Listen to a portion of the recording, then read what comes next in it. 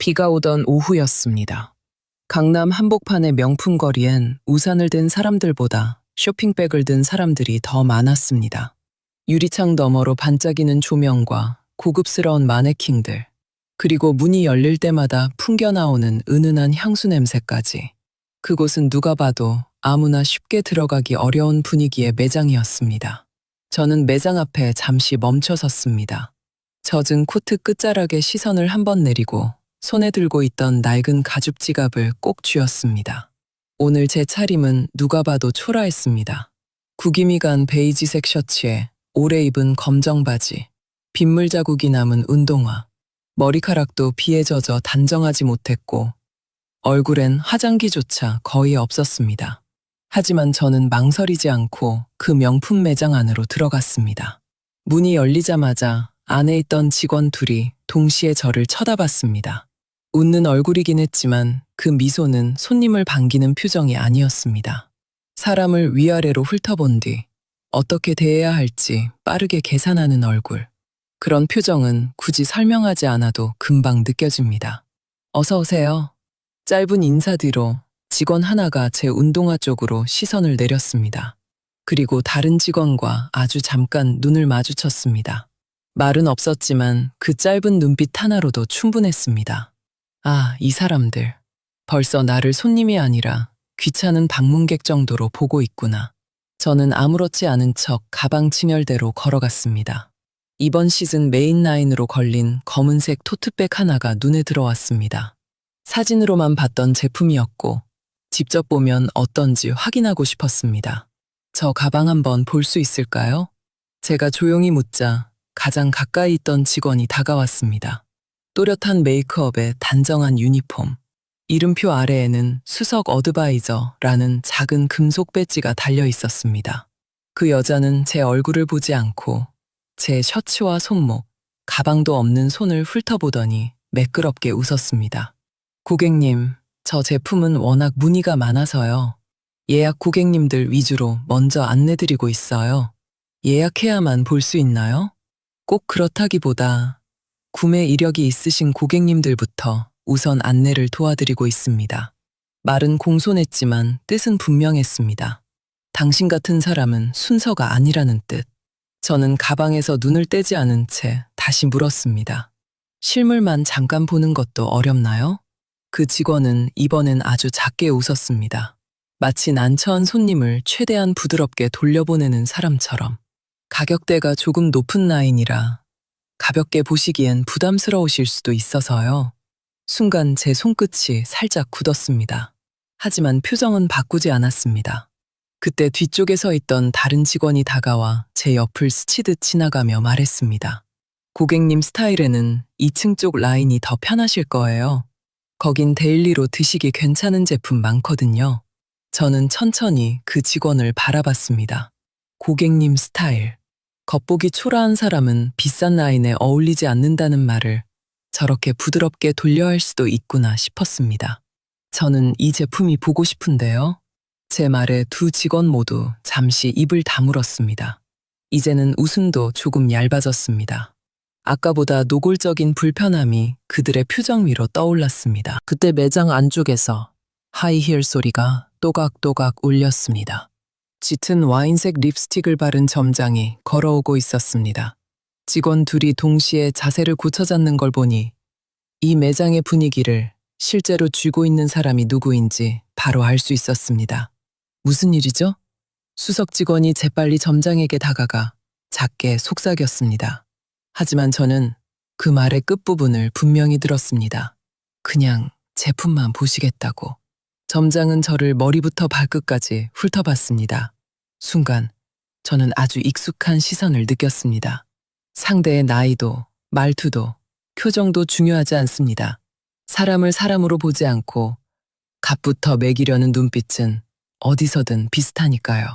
점장은 영업용 미소를 지은 채 제 앞으로 왔습니다. 고객님, 찾으시는 제품 있으시면 도와드릴 수는 있는데요. 오늘 예약 고객 응대가 많아서 자세한 안내는 조금 어려우실 수 있어요. 잠깐 보는 것도 어렵다고 하시네요. 제가 담담하게 말하자 점장의 미소가 아주 미세하게 굳었습니다. 아무래도 고가 제품이다 보니 충분한 상담이 가능한 고객님들부터 우선적으로 안내해드리고 있습니다. 충분한 상담이 가능한 고객. 이번엔 더 노골적이었습니다. 사는 사람만 볼 수 있다는 뜻이니까요. 저는 잠시 말없이 점장을 바라봤습니다. 그 짧은 침묵이 불편했는지 점장은 먼저 시선을 피하며 덧붙였습니다. 편하게 둘러보시는 건 가능하지만 다른 고객님들 응대가 먼저라 오래 기다리실 수 있어요. 그러더니 제 뒤쪽 매장 한편에 앉아있던 화려한 차림의 여성에게 다가가 고개를 숙였습니다. VIP 고객님, 기다리게 해서 죄송합니다. 그 말이 꼭 들으라는 듯 선명하게 들렸습니다. 직원 둘은 다시 제 곁으로 와 자연스럽게 동선을 막았습니다. 한 명은 제 앞쪽에, 다른 한 명은 가방 진열장 쪽에 섰습니다. 손님을 직접 내쫓지는 않지만 더 이상 가까이 가지 못하게 만드는 아주 세련된 방식의 선 긋기였습니다. 그리고 그 순간 저는 알았습니다. 이 사람들은 제가 누군지 궁금해하지 않았습니다. 제가 왜 여기 왔는지도 어떤 이유로 이 가방을 보려는지도 중요하지 않았습니다. 그들에게 중요한 건 오직 하나였습니다. 제가 지금 얼마짜리 사람처럼 보이느냐. 점장은 다시 한번 부드럽게 웃으며 말했습니다. 고객님, 불편하지 않으시다면 다음에 예약 후 방문 부탁드릴게요. 결국 그 말은 하나였습니다. 지금은 나가달라는 뜻. 저는 천천히 고개를 끄덕였습니다. 화내지도 않았고 목소리를 높이지도 않았습니다. 그저 손에 들고 있던 젖은 지갑을 다시 가방 속에 넣고 마지막으로 진열장 안 검은색 토트백을 한 번 더 바라봤습니다. 그리고 조용히 입을 열었습니다. 알겠습니다. 그럼 제가 다시 들어와도 되는 순간이 오면 그때 뵙죠. 제 말에 수석 직원이 피식 웃었습니다. 점장도 형식적인 미소를 지은 채 고개를 끄덕였습니다. 그들은 제 말이 어떤 의미인지 전혀 알아듣지 못한 얼굴이었습니다. 저는 그대로 몸을 돌려 매장 밖으로 걸어 나왔습니다. 유리문이 닫히기 직전 안쪽에서 누군가 작게 중얼거리는 소리가 들렸습니다. 요즘은 별 사람이 다 들어오네. 잠시 걸음을 멈췄습니다. 하지만 저는 끝내 뒤돌아보지 않았습니다. 매장 앞에 멈춰선 검은 세단 한 대가 제 앞에 조용히 섰기 때문입니다. 운전석에서 내린 남자가 급히 우산을 펼쳐들고 제 쪽으로 뛰어왔습니다. 그리고 곧장 허리를 숙였습니다. 대표님, 죄송합니다. 본사 임원진이 이미 도착했습니다. 저는 닫힌 유리문 너머 당근까지 저를 내보내던 직원들을 천천히 바라봤습니다. 안쪽에서 저를 본 수석 직원의 얼굴이 순간 굳어졌습니다. 저는 젖은 머리카락을 손끝으로 정리하며 담담하게 말했습니다. 그래요. 그럼 이제 들어가죠. 검은 세단 앞에 멈춰선 저는 잠시 빗소리를 들었습니다. 아까까지만 해도 저를 귀찮은 사람 보듯 내보내던 매장 안은 여전히 밝고 고요해 보였습니다. 하지만 유리문 너머 직원들의 시선은 이미 전과 달랐습니다. 방금 제 앞에 우산을 들고 허리를 숙인 남자 때문이었겠죠. 대표님, 안으로 모시겠습니다. 비서실장인 정우가 제 옆에 섰습니다. 그는 매장 안을 한번 둘러본 뒤 제 표정을 살폈습니다. 제가 아무 말도 하지 않자 더는 묻지 않고 조용히 유리문을 열었습니다. 조금 전 저를 향해 예약 후 방문해달라고 말했던 바로 그 문이었습니다. 문이 다시 열리자 매장 안의 공기가 확실히 달라졌습니다. 아까는 저를 막아서던 직원들이 이번엔 반쯤 얼어붙은 얼굴로 비켜섰습니다. 수석 직원은 손을 어디에 둬야 할지 모르겠다는 표정이었고 점장은 갑자기 입꼬리를 끌어올리며 다급하게 미소를 만들고 있었습니다. 고객님. 아까의 그 점장이 성급히 다가왔습니다. 목소리는 여전히 부드러웠지만 얇게 떨리는 숨이 느껴졌습니다. 혹시 아까 안내 과정에서 오해가 있으셨다면 정우가 그녀의 말을 끊었습니다. 브랜드 한국법인 전략투자 총괄 본부장님과 감사실장님 곧 도착하십니다. 회의는 여기서 바로 진행하시겠다는 말씀이십니다. 순간 점장의 얼굴에서 핏기가 빠졌습니다. 회의요? 그녀가 되묻는 사이 매장 뒤쪽 직원 전용 출입문이 열리며 양복 차림의 남녀 두 사람이 급히 걸어 들어왔습니다. 둘 다 저를 보자마자 깊게 고개를 숙였습니다. 대표님, 오시자마자 이런 일이 생겨 정말 죄송합니다. 매장 안이 조용해졌습니다.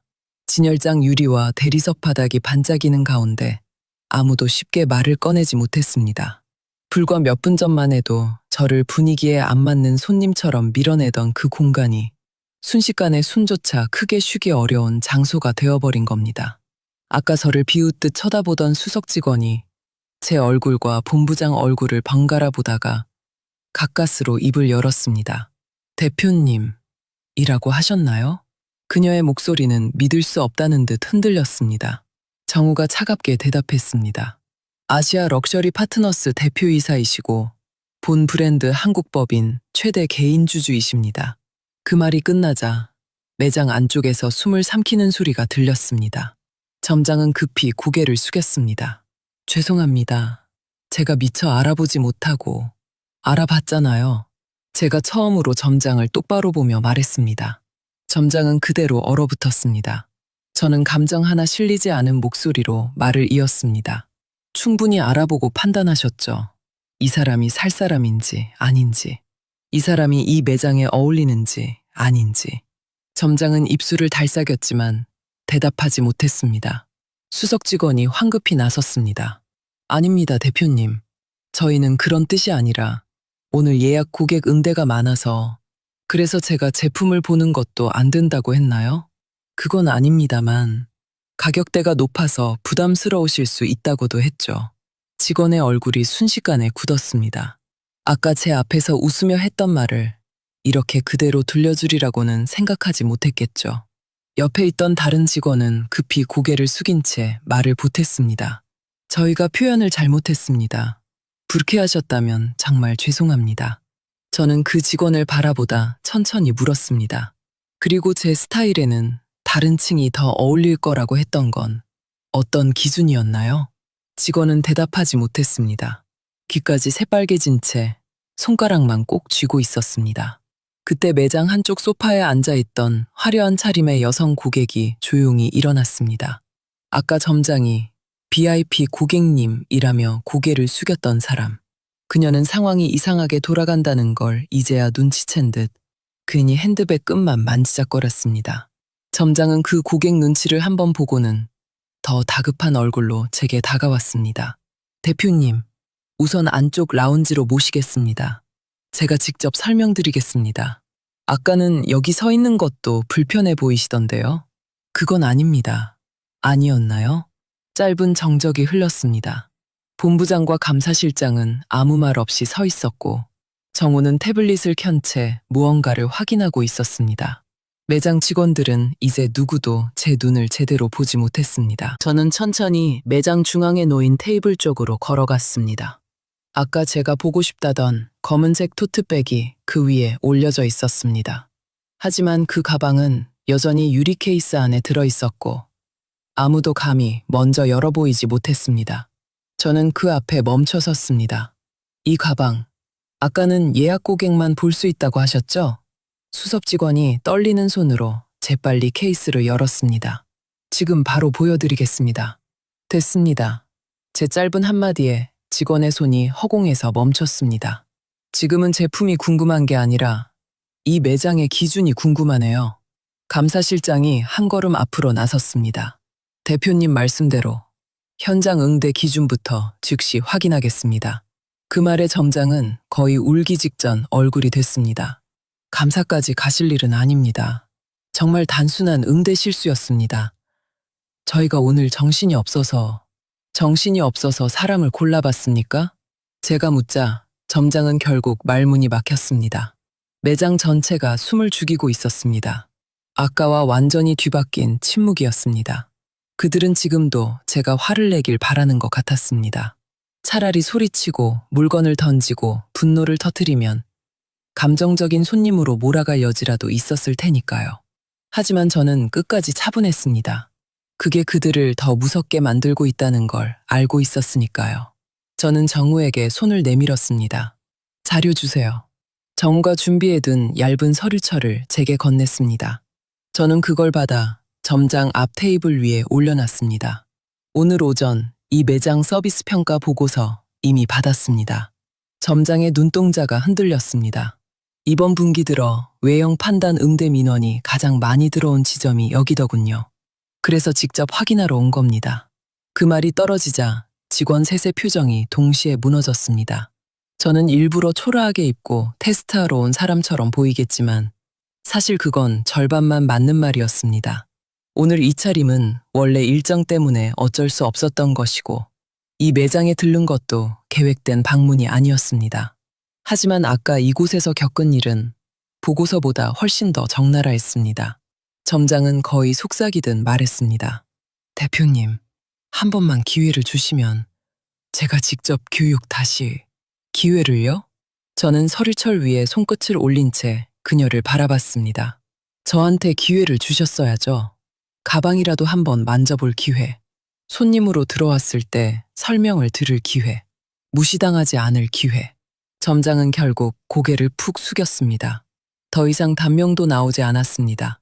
그 순간 아까 저를 비웃듯 보던 수석 직원이 갑자기 제 앞에 허리를 숙였습니다. 정말 죄송합니다. 제가 경솔했습니다. 한번 숙인 고개는 쉽게 들리지 않았습니다. 옆 직원도 뒤늦게 따라 고개를 숙였습니다. 하지만 저는 그 모습을 한참 내려다보다가 조용히 말했습니다. 사과는 이해를 전제로 해야 합니다. 두 직원이 동시에 멈칫했습니다. 본인이 뭘 잘못했는지도 모른 채 하는 사과는 그냥 처벌을 피하려는 행동으로 보이거든요. 매장 안쪽 공기가 더 차갑게 식었습니다. 그때 감사실장이 정우 쪽을 보고 고개를 끄덕였습니다. 정우는 바로 태블릿 화면을 돌려 보이며 말했습니다. 대표님, 입구 카메라 포함해 30분 전부터 CCTV 확보됐습니다. 녹취 가능한 구간도 확인했습니다. 점장이 고개를 번쩍 들었습니다. 녹취까지요? 네, 매장 응대 품질 관리용으로 설치된 내부 장비입니다. 이제 점장은 완전히 무너진 얼굴이었습니다. 아까 저를 매장 밖으로 내보낼 때만 해도 자신이 우위에 있다고 믿었을 겁니다. 하지만 지금은 자신이 어떤 표정으로 어떤 말을 했는지 하나도 빠짐없이 남아있다는 사실을 알게 된 거죠. 저는 마지막으로 점장을 향해 말했습니다. 이제 선택하세요. 여기서 계속 오해였다고 하실 건지 아니면 정확히 무엇이 문제였는지 인정하실 건지. 점장은 떨리는 숨을 고르다가 아주 작게 입을 열었습니다. 외형으로 고객을 판단했습니다. 그리고요, 구매 가능성을 임의로 단정했고 제품 접근을 막았습니다. 또요, 그녀의 목소리가 갈라졌습니다. 고객으로서의 기본적인 존중을 지키지 못했습니다. 저는 그제야 시선을 거뒀습니다. 매장 한복판, 아무 말도 하지 못한 채 굳어있는 직원들 사이로 침묵이 흘렀습니다. 그리고 저는 천천히 소파 쪽으로 걸어가 자리에 앉았습니다. 좋아요.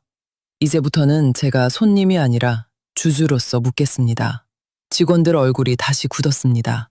저는 다리를 꼬고 앉아 정우가 건네준 태블릿을 받아들었습니다. 그리고 눈도 깜빡이지 않은 채 점장을 올려다보며 말했습니다. 이 지점, 지금까지 누구를 어떻게 골라받았는지 하나씩 다 보죠. 감사실장이 제 옆으로 다가와 조용히 말했습니다. 대표님, 최근 3개월 고객 민원 중 외형 판단 관련 접수 건이 이 지점에서 가장 많았습니다. 오늘 건까지 포함하면 즉시 조사 대상입니다. 점장의 어깨가 눈을 띄게 흔들렸습니다. 그녀는 다급하게 앞으로 나와 허리를 숙였습니다. 대표님, 정말 한 번만 기회를 주십시오. 제가 책임지고 전 직원 재교육하겠습니다. 저는 차갑게 물었습니다. 아까 저한테는 기회를 주셨나요? 점장은 아무 말도 못했습니다. 저는 자리에서 천천히 일어나 아까 제가 보려 했던 검은색 토트백 앞에 섰습니다. 그리고 점장을 보며 담담하게 말했습니다. 당신들은 고객을 본 게 아니라 옷을 봤고 태도를 본 게 아니라 가격표를 상상했죠. 직원들 얼굴이 하얗게 질렸습니다. 우리 브랜드가 비싼 이유는 사람을 가려받기 위해서가 아닙니다. 그런데 당신들은 가장 먼저 사람부터 골랐어요. 매장 안에 무거운 침묵이 떨어졌습니다. 감사실장이 곧바로 말을 이었습니다. 해당 지점 점장은 즉시 직무 해제하겠습니다. 관련 직원 전원은 대기 발령 후 조사에 들어가겠습니다. 수석 직원이 거의 울먹이며 고개를 숙였습니다. 정말 죄송합니다. 하지만 저는 그녀를 보며 짧게 말했습니다. 사과는 내가 누군지 알고 나서가 아니라 모를 때 했어야죠. 그 한마디에 직원은 끝내 눈물을 떨어뜨렸습니다. 그때 매장 한쪽에 조용히 서 있던 신입 직원 하나가 눈에 들어왔습니다. 아까부터 끝까지 아무 말 없이 물 한 잔을 준비해 두고 있던 직원이었습니다. 저를 비웃지도 막아서지도 않았던 유일한 사람이었죠. 저는 그 신입을 향해 물었습니다. 이 매장에 들어온 손님은 원래 다 이렇게 외모부터 보나요? 신입 직원은 잠시 망설이다가 아주 작게 대답했습니다. 아닙니다. 그러면 안 된다고 배웠습니다. 저는 천천히 고개를 끄덕였습니다. 그럼 당신은 원칙을 기억하고 있었네요. 점장 얼굴이 더 굳었습니다. 저는 장모에게 서류를 넘기며 말했습니다. 이 직원은 본사 서비스 교육팀으로 올리세요. 적어도 브랜드 기준은 알고 있으니까. 신입 직원의 눈이 커졌고 다른 직원들은 아무 말도 하지 못했습니다. 저는 마지막으로 점장 앞에 멈춰 섰습니다. 명품은 가격으로 만드는 게 아닙니다. 사람을 대하는 태도로 지키는 겁니다. 그리고 검은 토트백을 한번 바라본 뒤 미련 없이 몸을 돌렸습니다. 이 가방은 안 사겠습니다. 적어도 오늘 이 매장에 돈을 쓰고 싶진 않네요. 제 말이 끝나자 아무도 붙잡지 못했습니다. 창과 유리문을 열었고 저는 다시 빗소리 속으로 걸어 나갔습니다. 매장 안에 남은 건 고개 숙인 직원들과 끝내 무너져 내린 점장뿐이었습니다. 검은 세단에 오르기 전 저는 마지막으로 뒤를 돌아봤습니다. 조금 전까지만 해도 저를 내쫓던 그 유리문 안에서 모두가 얼어붙은 얼굴로 저를 보고 있었습니다. 저는 조용히 차에 올라탔습니다. 그리고 속으로 생각했습니다. 사람을 겉모습으로 판단하는 순간 그 명품은 이미 가짜가 된다. 그날 이후 그 매장은 빠르게 뒤집혔습니다. 점장은 즉시 직무 해제됐고 저를 막아섰던 수석 직원과 다른 직원들 역시 본사 감사 대상이 됐습니다. 며칠 뒤 외형으로 고객을 판단하고 응대를 차별한 사실이 확인되면서 세 사람 모두 징계를 받았습니다. 반면 끝까지 저를 함부로 대하지 않았던 신입 직원은 본사 서비스 교육팀 추천 명단에 올랐습니다. 결국 사람을 남긴 건 비싼 말솜씨가 아니라 기본적인 예의였습니다. 저는 그 뒤로 그 매장을 다시 찾지 않았습니다. 대신 그날 일을 계기로 여러 지점의 응대 기준이 전면 재점검됐다는 보고를 받았습니다. 한 사람을 무시한 대가가 결국 매장 전체를 바꿔버린 셈이었습니다. 사람은 입고 있는 옷으로 판단할 수 없습니다. 가방이 없다고, 화장이 수수하다고, 낡은 운동화를 신었다고 함부로 대해도 되는 사람은 없습니다. 정말 품격 있는 사람은 비싼 물건을 든 사람이 아니라 누구에게나 같은 태도를 보이는 사람이니까요. 혹시 여러분도 비슷한 경험 있으셨나요? 겉모습만 보고 무시당했던 순간이 있었다면 댓글로 남겨주세요. 여러분 이야기도 함께 나누고 싶습니다. 그리고 이런 사이다 이야기, 공감되는 이야기 계속 보고 싶으시다면 구독과 좋아요, 그리고 알림 설정까지 부탁드립니다.